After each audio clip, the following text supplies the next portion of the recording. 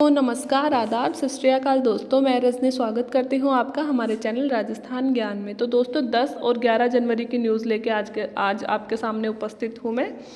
और बिना देरी किए, बिना फालतू की झिकझिक किए डिस्कस करते हैं news. National road safety week. सबसे पहले तो आज के हिंदू में बड़ा ये आया है खबर कि नेशनल रोड सेफ्टी वीक बनाया जाएगा। कब से? 11 जनवरी से लेकर 17 जनवरी तक 7 दिन। हर वर्ष जनवरी में यह सप्ताह बनाया जाता है हमें रोड सेफ्टी के बारे में अवेयर करने के लिए। तो इस बार इसके लिए डेट चुनी गई है 10 से 17 जनवरी।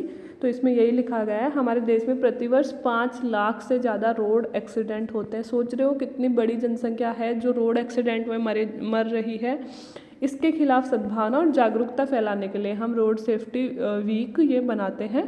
तो राजस्थान इसी में दोस्तों एक खबर है, ये अलग से मैंने ऐड करी है कि अभी कुछ दिन पहले न्यूज़ में आई थी कि राजस्थान सरकार जो है उसने तमिलनाडु सरकार के साथ में एक MOU साइन किया है। और ये MOU किस लिए साइन किया है कि तमिलनाडु जो राज्य है वहाँ पे रोड के एक्सीडेंट्स बहुत कम होते हैं, दुर्घटनाएं बहुत कम होती हैं। तो हम तमिलनाडु के लोगों से और वहाँ के सरकार से ये सीखेंगे कि आपने क्या ऐसी व्यवस्था कर रखी है, किस तरह से आप रोड बनाते हो, किस तरह से ट्रैफिक लाइट्स को मैनेजमेंट करते हो, रूल्स एंड रेगुलेशंस को कैसे बहुत अच्छे से इम्प्लीमेंट करते हो जो हम अभी नहीं कर पा रहे हैं। तो इसके लिए ये रोड सेफ्टी सीखने के लिए हमने तमिलनाडु सरकार से एक समझौता किया है। तो जहाँ अगर रोड सेफ्टी की बात आई तो मुझे ये न्यूज़ इसके साथ अटैच करना ज़रूरी लगा कि ये भी हमको बताना चाहिए, क्योंकि हम राजस्थान से बिलोंग करते हैं और राजस्थान से अगर कोई भी न्यूज़ ऐसी बनती है तो वो इम्पोर्टेंट हो जाती है। तो ये भी आप याद रखिएगा दोस्तों। चेरी ब्लॉसम फेस्टिवल मनाया जाता है 11 जनवरी को मनाया जा रहा है। कहाँ मनाया जा रहा है? मणिपुर के सेनापति ज़िले में। ठीक है, तो सेनापति ज़िले का नाम है, तो यहाँ मनाया जा रहा है। तो चेरी ब्लॉसम फेस्टिवल आने वाले कुछ दिन में अगर एग्ज़ाम होगी तो अपन से पूछ लिया जाएगा, क्योंकि नॉर्थ ईस्ट की कोई भी चीज़ होती है वो इम्पोर्टेंट हो जाती है, क्योंकि हमारे थोड़े से सेंसिटिव ज़िले नॉर्थ ईस्ट वाले माने जाते हैं। एक थोड़े दिन पहले न्यूज़ आई थी तो मुझे लगा आपको बता देना चाहिए। आज के पेपर में इनके बारे में एक बड़ा एडिटोरियल आया है कि भारत में जो फाइबर ऑप्टिक्स के जनक कौन है। सबसे पहले तो फाइबर ऑप्टिक्स के जनक कौन है, तो इनका नाम नरेंद्र सिंह कपानी। ठीक है, तो ये सुर्खियों में क्यों है? क्योंकि अभी जो 2019 में इनका निधन हुआ है। नरेंद्र सिंह कपानी का 1940 में जन्म हुआ था, 2019 में निधन हुआ था। तब मैंने वीडियो स्टार्ट नहीं किया था करंट अफेयर्स का, तो अब मुझे लगा बता देना चाहिए। इनके बारे में न्यूज़ आज ऐसे आई है कि 2009 में डॉक्टर कौर की जगह फाइबर ऑप्टिक्स में बेहतर योगदान हेतु कपानी को नोबेल पुरस्कार दिया जाना था, बट दिया नहीं, दे दिया डॉक्टर कौर को। तो ऐसे कुछ न्यूज़ चल रही थी कि अब जब डॉक्टर कपानी नहीं रहे हैं तो उनके बेहतर योगदान को देते हुए फाइबर ऑप्टिक्स में उनको नोबेल पुरस्कार दिया जाना चाहिए। और इनकी एक फेमस बुक है दोस्तों, सिटी ऑफ लाइट। तो अगर बुक का नाम आ जाए तो याद रखिएगा, सिटी ऑफ लाइट किसकी है? डॉक्टर नरेंद्र कपानी के। सबसे ज़्यादा तो आपको यही याद रखना है कि भारत में फाइबर ऑप्टिक्स के जनक कौन है, पिता कौन है। ठीक है, राजस्थान में वैक्सीनेशन की तैयारी। अब जब से वैक्सीनेशन, मैंने कहा था कि कोरोना ही सुर्खियों में रहना अगले 2021 में, तो वही सारी आज फिर से वही न्यूज़ आई है कि 16 जनवरी से वैक्सीनेशन प्रारंभ होगा। 3 राज्य स्तरीय भंडारण स्टोरेज कहाँ करेंगे हम वैक्सीन का, है ना? राजस्थान में। भारत में जैसे भारत से हम राजस्थान में कौन से, तो 3 तो राज्य स्तरीय स्टोरेज बनाए गए हैं। कहाँ कहाँ? जयपुर, जोधपुर, उदयपुर। मतलब सारी वैक्सीन हम जयपुर, जोधपुर और उदयपुर में रखेंगे। ठीक है, ये तो राज्य स्तर पे हो गया। अब इन 3 वैक्सीन से हम जो हमारे 7 संभाग हैं वहाँ भेजेंगे। हर संभाग में एक मुख्यालय बनाया जाएगा स्टोरेज के लिए, तो 7 संभागों में हम इन 3 केंद्रों से हम वहाँ पे भेजेंगे। तो 7 बना दिए गए संभाग स्तरीय भंडारण सेंटर। फिर अपने 34 जिले हैं तो 34 जिलों के बना दिए गए संभाग स्तरीय भंडारण सेंटर, मतलब ठीक है। और इसके बाद में दोस्तों 2444 कोल्ड चेन पॉइंट बनाए गए हैं। मतलब इन 34 जिलों में 2444 कोल्ड चेन सेंटर, मतलब कि कौन से हॉस्पिटल में और समुदाय क्या बोलते हैं, स्वास्थ्य केंद्र में इनको रखा जाएगा। तो ऐसे 2444 केंद्र बनाए गए हैं। हर जिले में एक वैक्सीन वैन भी बनाई गई है। मतलब हर एक इस पे पॉइंट पे और हर एक ज़िले, मतलब पॉइंट पे तो नहीं, इतनी हमारे पास नहीं है, लेकिन हर एक ज़िले में एक वैक्सीन वैन होगी जो इनको सप्लाई करेगी वैक्सीन को। और वैक्सीनेशन सेंटर जितने भी बना रहे हैं हम, ये 2444 तो मतलब रखने के लिए बनाए हैं। इसके अलावा जहाँ जहाँ भी वैक्सीन लग रही है वहाँ पे 104 और 108 एम्बुलेंस उपस्थित रहेगी। और प्रथम चरण में अभी जो फर्स्ट टोटल अपन लगाएंगे 3 करोड़ लोगों को, और अभी जो शुरू हो रहा है 16 जनवरी को, तब हम कोशिश करेंगे 4.5 लाख स्वास्थ्य कर्मियों को वैक्सीन लगाने की। ठीक है, तो ये बहुत सुर्खियों में चलने वाला है और इनमें से क्वेश्चन बनने वाले हैं 100%। तो इसलिए मैं जो भी खबर कोरोना पे वैक्सीनेशन पे आती है उसको कवर करती हूँ। आज के पेपर की बड़ी न्यूज़ थी दोस्तों कि नस्लीय भेदभाव हुआ है हमारी क्रिकेट टीम के साथ में। तो कहाँ हुआ है? सबसे पहले तो नस्लीय भेदभाव क्या होता है? रंग भेद को लेके टिप्पणी करना, नस्ल को लेके कि तुम गोरे हो हम काले हैं, या आप काले हो हम गोरे हैं, इस तरह से कोई भी गाली गलौज करना है, किसी भी तरह की टिप्पणी करना, भेदभाव करना। ठीक है, तो हमारी टीम खेल रही थी दोस्तों ऑस्ट्रेलिया में। टेस्ट मैच चल रहा है अपना, सबको पता है, सिडनी में।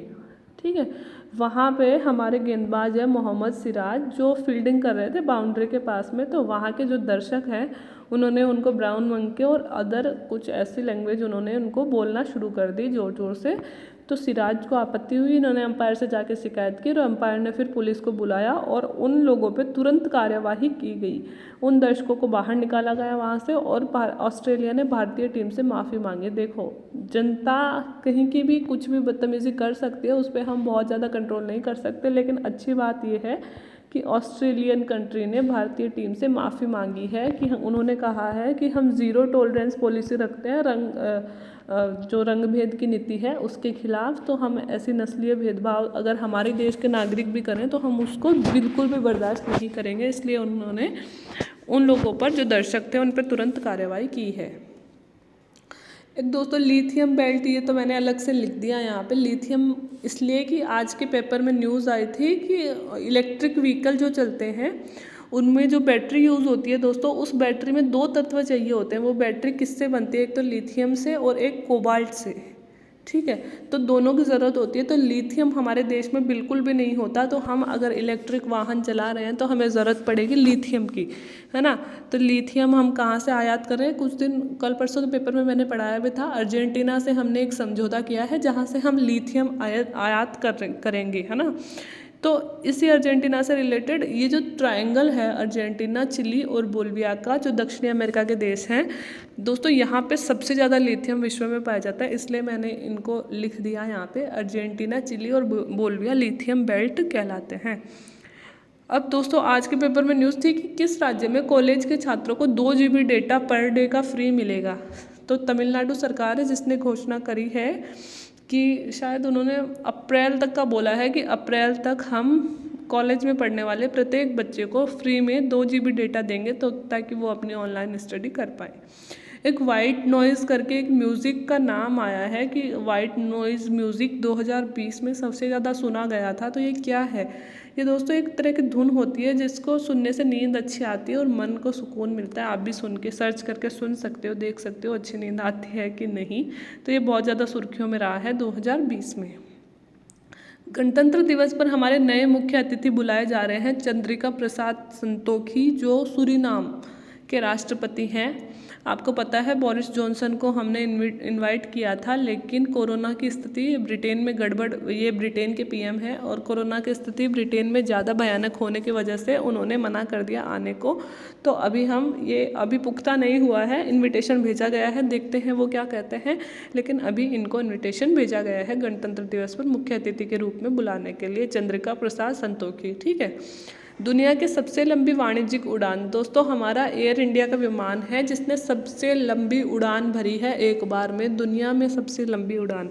तो ये भरी किसने है? कौन सी कंपनी का था? एयर इंडिया का था। इसकी एक और मेन बात क्या है कि इस चालक दल में जितने भी महिला पायलट्स ने इसे चलाया है वो सारी वुमन थी। सबसे इम्पोर्टेंट बात ये है, कैप्टन जोया अग्रवाल, कैप्टन पापागिरी तन्मय, कैप्टन आकांक्षा सोनवरे, कैप्टन शिवांगी मिन्हस, ये सारी महिलाएं हैं जिन्होंने इसको चलाया है। और इसका रूट क्या था दोस्तों? सैन फ्रांसिस्को, उत्तरी अमेरिका के सैन फ्रांसिस्को लेकर भारत के बंगलुरु तक लगभग 13,993 किलोमीटर लंबी उड़ान इन्होंने बिना रुके भरी है। तो ये हमारे लिए प्राउड मोमेंट है कि हमारे देश की जो वुमन है वो कहाँ से कहाँ पहुँच रही हैं। तो हम सबको इनको मिलके सपोर्ट करना चाहिए। पुदुचेरी दोस्तों सबको पता है आपको केंद्र शासित प्रदेश है, और कुछ केंद्र शासित प्रदेशों में प्रशासक होते हैं और कुछ में होते हैं लेफ्टिनेंट गवर्नर, मतलब उपराज्यपाल।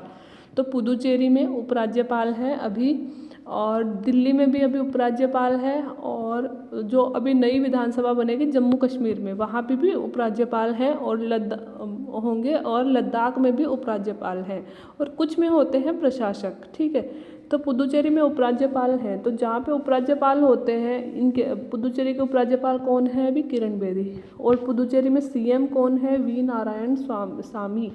नारायण सामी। ये सेक्युलर डेमोक्रेटिक अलायंस के हैं, ये कांग्रेस के साथ में, मतलब कांग्रेस को सपोर्ट करने वाली पार्टी है।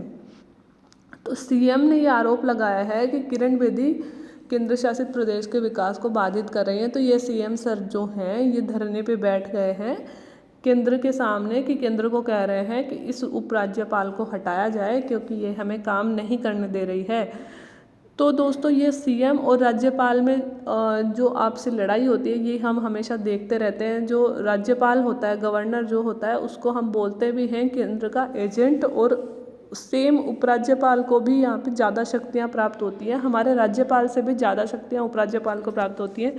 तो ये लोग, मतलब नारायण सामी जी, आरोप लगा रहे हैं किरण बेदी मैम पे कि वो हमको ढंग से काम नहीं करने दे रही, तो उनको हटाया जाए। दुनिया के सबसे अमीर व्यक्ति बन गए हैं दोस्तों एलन मस्क। इनकी कंपनी का नाम है टेस्ला और स्पेस एक्स। टेस्ला तो गाड़ियाँ बनाती है, और स्पेस एक्स उपग्रह वगैरह, रॉकेट वगैरह ये बनाती है, रॉकेट्स बनाती है। ठीक है, तो इनके मालिक हैं एलन मस्क। और किसको पीछे छोड़ा है उन्होंने अमेजन के मालिक जेफ बेजोस को पीछे छोड़ दिया है। और ब्लूमबर्ग एक संस्था है, उसके द्वारा ये सर्वे किया गया है, जिन्होंने सूची ये जारी करी है। फतेह फर्स्ट रॉकेट की लॉन्चिंग हुई है। तो हमारे लिए सिर्फ इतना पूछ सकते हैं कि रॉकेट है कहाँ की? तो ये रॉकेट पाकिस्तान की है, नाम से पता चल जाएगा आपको। फतेह है ये या तो ईरान साइड की होंगी, मतलब मुस्लिम कंट्रीज़ की होंगी, या फिर अपने पाकिस्तान की होंगी। केंद्र सरकार ने सिविल सर्विसेज का कौन सा कैडर खत्म कर दिया? यहाँ पे खत्म लिखा हुआ है, तो कश्मीर कैडर उन्होंने खत्म कर दिया है। अब कश्मीर कैडर को AGMUT कैडर में ही गिना जाएगा। ए का मतलब होता है आंध्र प्रदेश, जी का मतलब होता है गोवा, एम का मतलब होता है मिज़ोरम, और UT का मतलब होता है बाकी सारी यूनियन टेरिटरीज जितनी बच गई उस कैडर में। दोस्तों, सिविल सर्विसेज का मतलब IAS IPS जो बनते हैं ये वाली सर्विसेज होती हैं। और जब भी हम IAS बनते हैं तो हमारा एक कैडर डिसाइड होता है कि हमारे भारत को कुछ कैडरों में बांटा गया है, जैसे कि दिल्ली कैडर या गुजरात कैडर, ऐसे करके। तो हमारी ड्यूटी फिर मोस्टली उसी कैडर में रहती है ना, कि हमको जो कैडर अलॉट हुआ है हम उसी कैडर में अपनी ड्यूटी करते हैं। तो इसी तरह से दोस्तों कैडर बांटे गए हैं, लेकिन इसका कैडर अब ख़त्म करके, जैसे और तो अलग अलग राज्यों के अलग अलग कैडर बनाए गए हैं, लेकिन ये जो है अरुणाचल प्रदेश, गोवा, मिजोरम और यूनियन टेरिटरीज, इनको मिला के एक ही कैडर बना दिया गया है, और इनको नाम दिया गया है AGMUT कैडर। तो पहले जो था जम्मू कश्मीर, उसका जम्मू कश्मीर के नाम से अलग कैडर था, लेकिन अब उसे AGMUT कैडर, मतलब कि अगर किसी का AGMUT कैडर में नंबर आता है तो वो आंध्रा भी जा सकता है, गोवा भी जा सकता है, मिजोरम भी जा सकता है, और यूनियन टेरिटरीज मतलब दिल्ली, पुदुचेरी, लद्दाख, जम्मू कश्मीर, इनमें कहीं भी उसको भेज सकते हैं। तो ये होता है AGMUT कैडर। तो जो भी लोग सिविल सर्विसेज की तैयारी कर रहे हैं, या फिर वैसे भी जनरल नॉलेज के लिए हमें पता होना चाहिए कि किस तरह से IAS को पोस्टेड किया जाता है। तो ये थी दोस्तों आज की न्यूज़। उम्मीद है आपको अच्छी लगी होंगी। अच्छी लगी हो तो प्लीज़ लाइक कर दिया करें, थोड़ा सा शेयर कर दिया करें, वीडियोज़ के नीचे कमेंट कर दिया करें, कुछ कमी लग रही है तो बता दिया करें, ताकि मैं और इम्प्रूव कर सकूँ। तो आज के लिए इतना ही। Thank you very much.